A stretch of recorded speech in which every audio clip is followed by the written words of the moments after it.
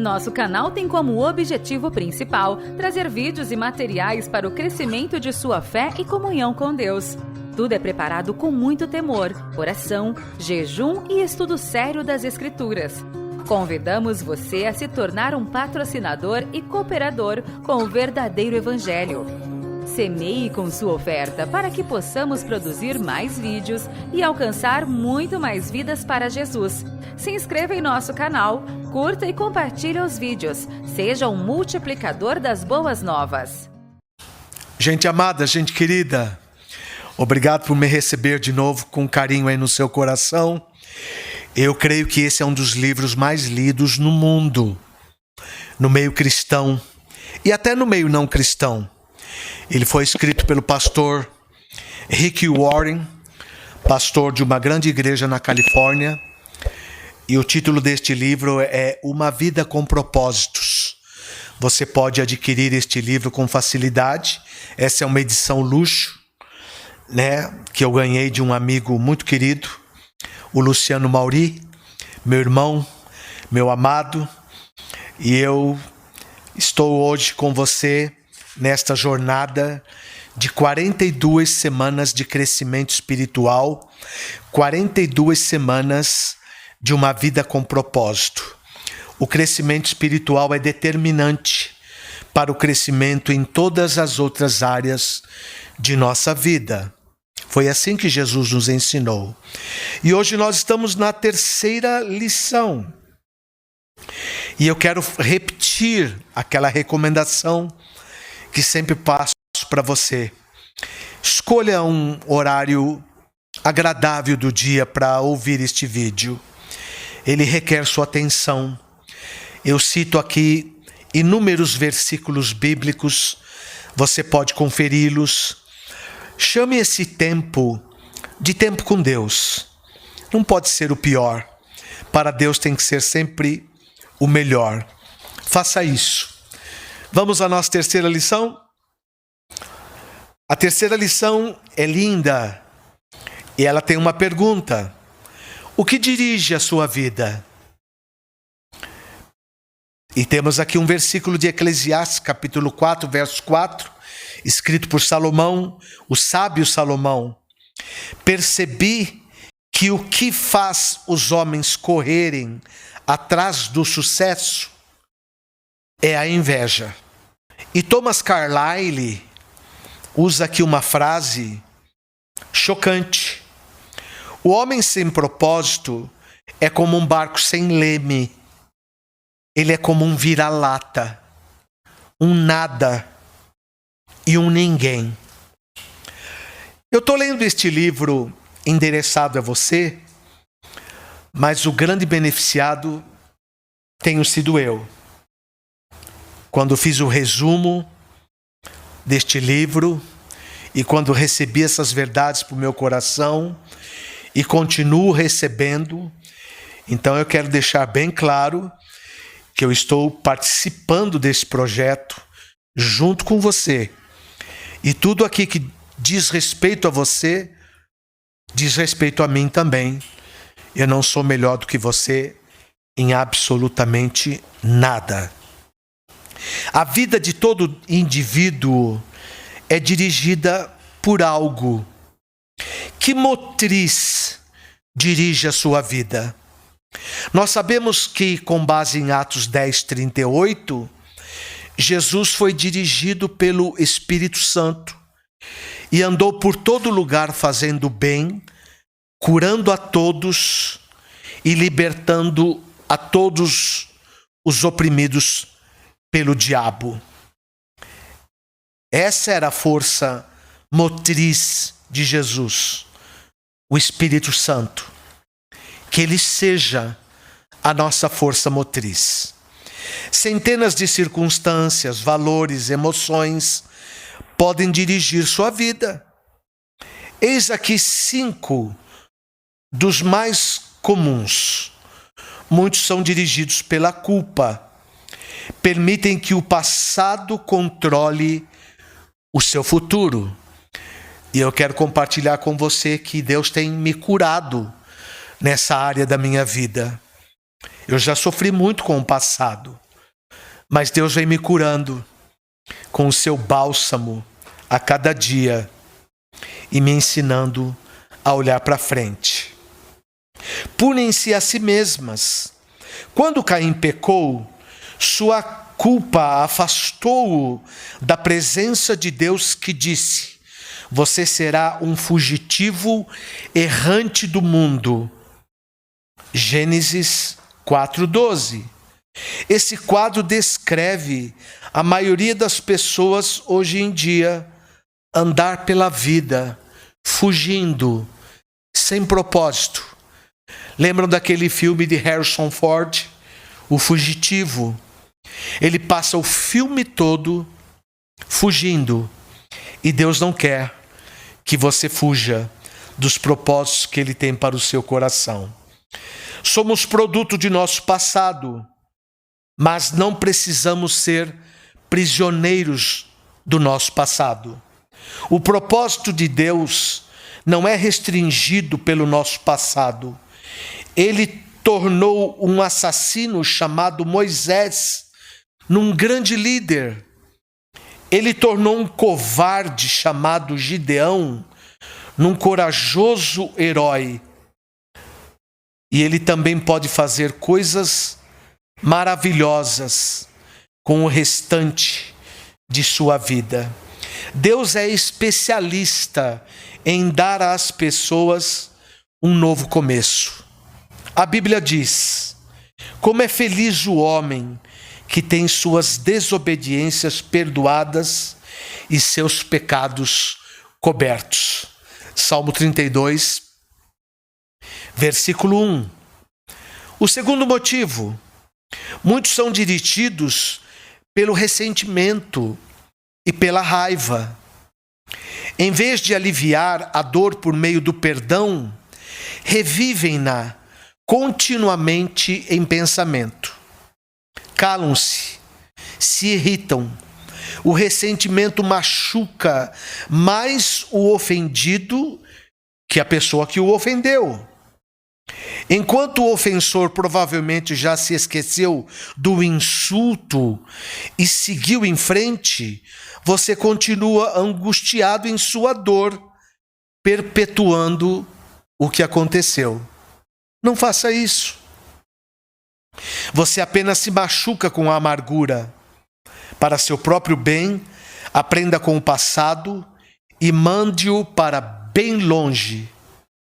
A Bíblia diz: ficar desgostoso e amargurado é loucura, é falta de juízo e nos leva à morte.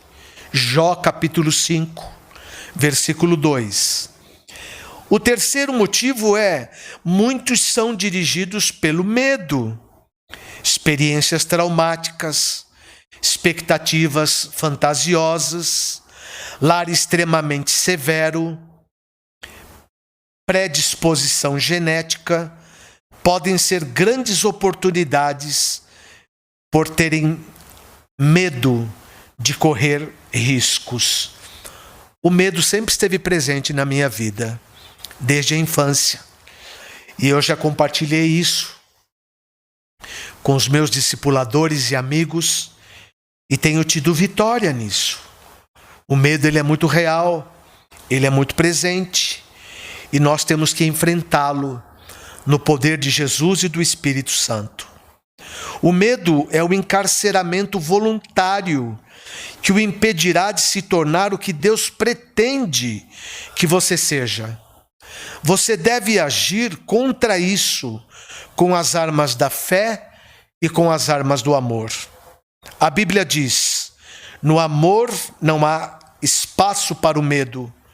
O amor amadurecido expulsa o medo, considerando que o medo causa uma vida vacilante e cheia de temores. Medo da morte, medo do julgamento. Podemos dizer que quem tem medo não será completamente aperfeiçoado pelo amor. 1 João capítulo 4, versículo 18. Cuidado com o medo. O quarto motivo: muitos são dirigidos pelo materialismo. O desejo de adquirir é o único objetivo de vida de algumas pessoas. Concepção equivocada de que possuir mais me tornará mais feliz. Os bens materiais trazem uma felicidade apenas temporária. Nosso valor não é determinado por nossas posses, e Deus deixa claro que as coisas mais valiosas da vida não são os bens materiais. E nós temos o nosso maior exemplo na pessoa de Jesus Cristo, que passou aqui pela terra como um pobre, como um andarilho e como o homem mais feliz que já pisou neste planeta. O mito: quanto mais dinheiro se tem, mais protegido se está. Isto não é verdade. As riquezas podem ser perdidas num piscar de olhos. A verdadeira segurança só pode ser encontrada naquilo que jamais poderá ser tomado de você: seu relacionamento com Deus. Outro motivo: muitos são dirigidos pela necessidade de aprovação. Isso é muito comum. Algumas pessoas permitem que expectativas alheias de pais, cônjuge, filhos, professores, pastores controlem sua vida. Muitos adultos ainda tentam ganhar aprovação de pais que nunca estão satisfeitos, ou de outras pessoas, de outros líderes que talvez nunca estejam satisfeitos com a sua vida, por não conhecerem você como Deus o conhece. Outros são dirigidos pela pressão social do grupo a que pertencem, sempre preocupados com os que os outros podem pensar. Uma chave para o fracasso é tentar satisfazer a todos. Eu vou repetir. Uma chave para o fracasso é tentar satisfazer a todos. Ser controlado pela opinião dos outros é uma forma segura de jamais atender os propósitos de Deus para a sua vida. Jesus disse: ninguém pode servir dois senhores. Mateus capítulo 6, versículo 24. Nada é mais importante que conhecer os propósitos de Deus para a sua vida, e nada pode compensar o prejuízo de não os conhecer. Sem um propósito, a vida não passa de movimento sem sentido, uma atividade sem direção, ou uma série de acontecimentos sem motivo. Sem um propósito, a vida é banal, mesquinha e inútil. Aqui Rick Warren fala sobre as vantagens de uma vida dirigida por propósitos. 5 vantagens. Primeira, conhecer o propósito de sua vida faz que ela tenha sentido. Tudo que sei fazer é sobreviver. Se um dia eu descobrir meu propósito, aí sim começarei a viver. Sem Deus, a vida não tem propósito. Sem um propósito, a vida não faz sentido. Sem um sentido, a vida não tem relevância nem esperança. Na Bíblia, diversas pessoas expressam sua falta de esperança. Isaías queixou-se, o grande profeta, 700 anos antes de Jesus: trabalhei por nada, não tenho nada a apresentar depois de uma vida inteira de trabalho. Isaías 49, versículo 4. Jó disse: meus dias são vazios e sem esperança. Jó capítulo 7, verso 6. A maior de todas as tragédias não é a morte, mas a falta de propósitos na vida. Vou repetir. A maior de todas as tragédias não é a morte, mas a falta de propósitos na vida. O que você quer ver escrito na lápide do seu túmulo? Pense nisso. A esperança é tão essencial para a vida quanto são o ar e a água. O Dr. Bernie Siegel descobriu que podia prever qual dos pacientes com câncer apresentaria melhoras ao perguntar: você quer viver até os 100 anos de idade? Os que tinham profunda noção de propósito de vida respondiam que sim. E eram aqueles com maiores probabilidades de sobrevivência. A esperança é resultado de ter um propósito. E a falta de esperança é resultado de não ter um propósito espiritual de vida. Se você tem se sentido sem esperança, não desista. Mudanças maravilhosas acontecerão em sua vida quando você começar a viver com propósitos. Deus diz: sei os planos que tenho para vocês, planos para o bem, não para lhes causar aflição. Eu lhes darei esperança e um futuro promissor. É o texto de Jeremias 29, versículo 11. Escreva esse versículo, ponha lá na sua geladeira, no seu automóvel, no seu escritório. Jeremias 29, 11. Talvez você esteja enfrentando um problema insolúvel. A Bíblia diz: Deus é capaz de fazer muito mais do que nós jamais ousaríamos pedir ou mesmo imaginar, infinitamente além de nossas mais sublimes orações, anseios, pensamentos ou esperanças. Esse é o texto bíblico de Efésios, capítulo 3, verso 20. Outro segredo: conhecer seu propósito simplifica a vida. O propósito é o padrão pelo qual você avalia suas ações. Basta perguntar: esta ação me ajudará a cumprir o propósito de Deus para a minha vida? Sem um propósito claro, ficamos sem alicerce para fundamentar as decisões, dividir o tempo e empregar os recursos. A tendência será tomar decisões com base nas circunstâncias, nas pressões do momento ou nas variações de humor. Quem não conhece seu propósito exagera nas atividades. Isso causa estresse, fadiga, conflitos. Seu tempo é suficiente apenas para fazer a vontade de Deus.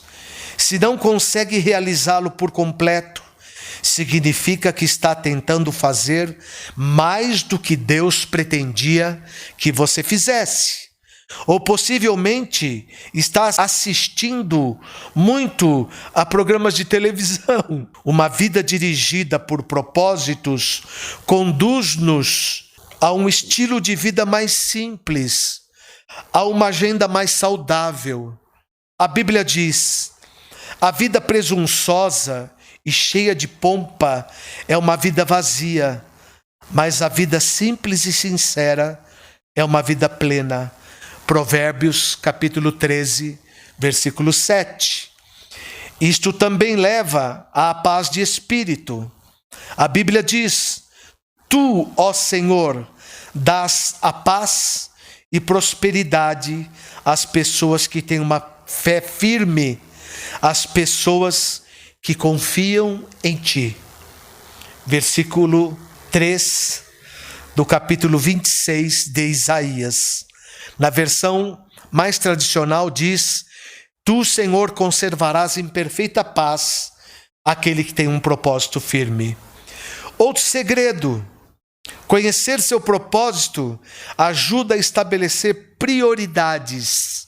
Você faz que esforços e energias se concentrem no que é importante. Você se torna eficiente ao ser seletivo. Não perde mais tempo com tolices. Faz parte da natureza humana distrair-se com assuntos de menor importância. Que grande verdade!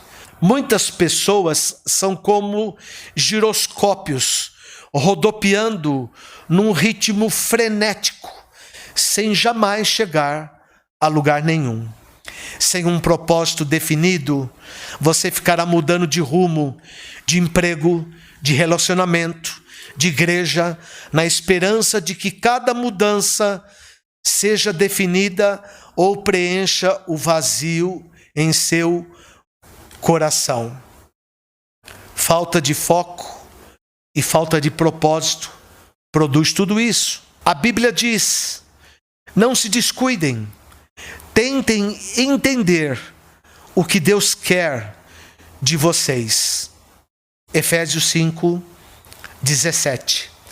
Por isso que a leitura diária da Bíblia nos ajuda, porque a vontade de Deus está expressa na Bíblia, e ali nós passamos a entender o que Deus quer de nós. Quando a convergência da luz é maior, como o raio laser, ela pode até cortar o aço. E aqui estamos falando de foco. Não há nada tão poderoso quanto uma vida direcionada, vivida com um propósito. Os homens e as mulheres que mais influenciaram a história estavam concentrados numa direção. Paulo difundiu o cristianismo no Império Romano praticamente sozinho. Ele disse: estou concentrando minhas energias unicamente nisso, esquecer o que já passou e avançar para o que está à minha frente. Filipenses capítulo 3, verso de número 13. Paulo diz: assim, os interessados em tudo que Deus tem para nós devem se manter focados no seu alvo. Filipenses 3, capítulo 15. E outro segredo para a nossa vida: conhecer seu propósito traz motivação, motivos alegres para a sua ação. O propósito sempre produz entusiasmo. Nada mais estimulante que um propósito claro. No entanto, a paixão se esvai quando falta propósito. Até mesmo levantar-se da cama se torna um fardo. O trabalho sem incentivo nos esgota. Se você quer que sua vida cause impacto, dê-lhe uma direção. O grande pensador George Bernard Shaw escreveu: esta é a verdadeira alegria da vida, ser usado para um propósito reconhecido por você mesmo como grandioso. Ser uma força da natureza, em vez de um amontoado inconstante e egoísta de ressentimentos e lamentações, sempre reclamando que o mundo não se esforça para torná-lo feliz. Mais um segredo para uma vida com propósitos: conhecer seu propósito irá prepará-lo para a eternidade. Que glória! Pense nisso. O que são 70, 80, 60, 50 anos de idade comparados à eternidade? Muita gente passa a vida tentando criar um legado. Tais pessoas querem ser lembradas depois que partirem. Entretanto, o que mais importa, em última análise, não é o que os outros dizem sobre sua vida, mas o que Deus diz sobre a sua vida. O que as pessoas não percebem é que todas as realizações acabam sendo superadas, recordes são quebrados, reputações não subsistem e homenagens são esquecidas. James Dobson disse: um dia todos os seus troféus serão jogados no lixo por alguém. Uma utilização mais sábia do tempo é construir um legado eterno. Você não foi posto neste mundo para ser lembrado.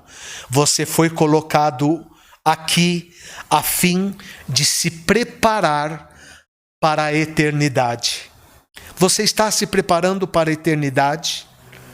Você sabe o que vai acontecer com você quando terminarem os seus dias aqui na terra? Você já é um salvo em Jesus Cristo? Tem essa convicção interior? Pense nisso. Chegará o dia em que você estará diante de Deus e Ele fará uma auditoria em sua vida, um exame final antes que você ingresse na eternidade. A Bíblia diz, lembrem-se, cada um de nós comparecerá diante do tribunal de Deus. Sim, cada um de nós terá de prestar contas de si mesmo a Deus. Romanos 14, versos 10 e 12. Ele quer que passemos no teste. Pela Bíblia, entendemos que Deus nos fará duas perguntas fundamentais. Primeira, o que você fez com meu filho Jesus Cristo, que enviei em seu favor?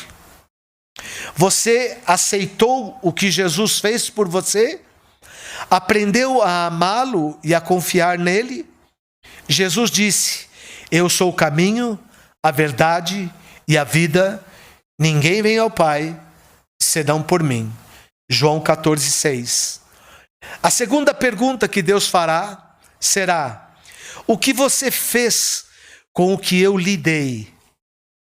Com sua vida, seus talentos, oportunidades, energia, relacionamentos, recursos. Gastou-os com você mesmo ou fez uso deles para os propósitos que Deus tinha para você?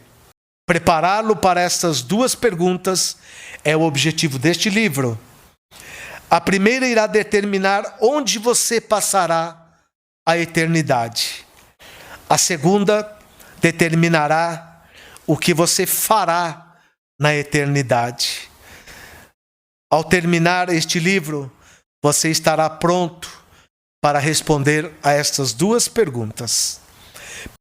Nossa reflexão dessa lição número 3. Viver com um propósito é um caminho para a paz. Versículo para memorizar. Tu, ó Senhor, dás a paz e prosperidade às pessoas que têm uma fé firme, às pessoas que confiam em Ti.